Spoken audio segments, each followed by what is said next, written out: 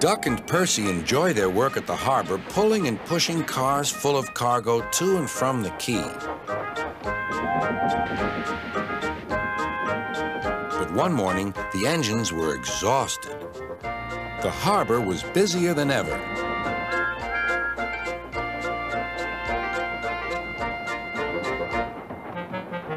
Sir Topham Hatt promised that another engine would be found to help them. "Huh, it's about time," said Percy. "I ache so much I can hardly get my wheels to move," agreed Duck. They waited for the engine to arrive. It came as a shock when he did.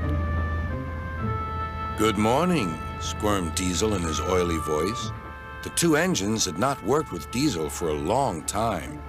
"What are you doing here?" gasped Duck. "Your worthy Sir Topham Hatt sent me. I hope you are pleased to see me again. I am to shunt some dreadfully tiresome cars." "Shunt where?" said Percy suspiciously. "Where?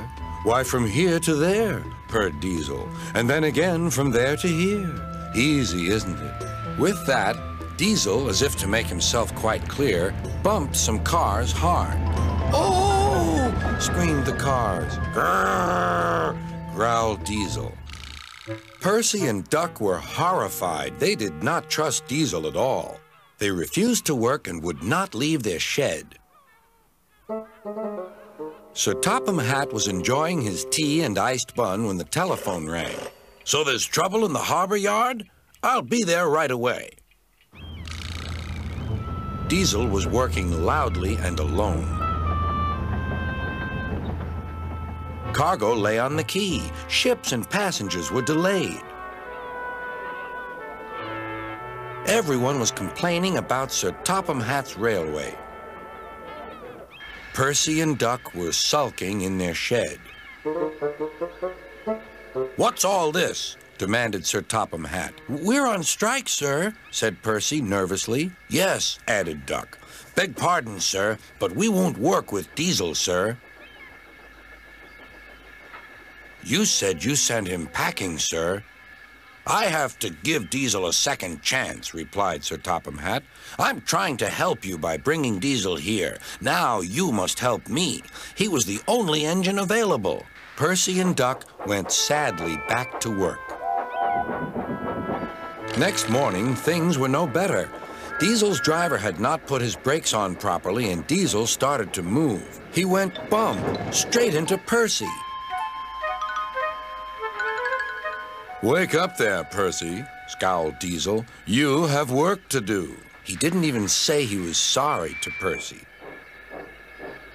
Later, Diesel bumped the cars so hard that the loads went everywhere. "What will Sir Topham Hatt say?" gasped Percy. "He won't like it," said Duck. "So who's going to tell him, I wonder? Two goody-goody tattletales like you, I suppose?" Percy and Duck did not want to be tattletales, so they said nothing. Diesel, thinking he could get away with his bad behavior, was ruder than ever. Next day, he was shunting freight cars full of china clay. He banged the cars hard into the buffers, but the buffers weren't secure.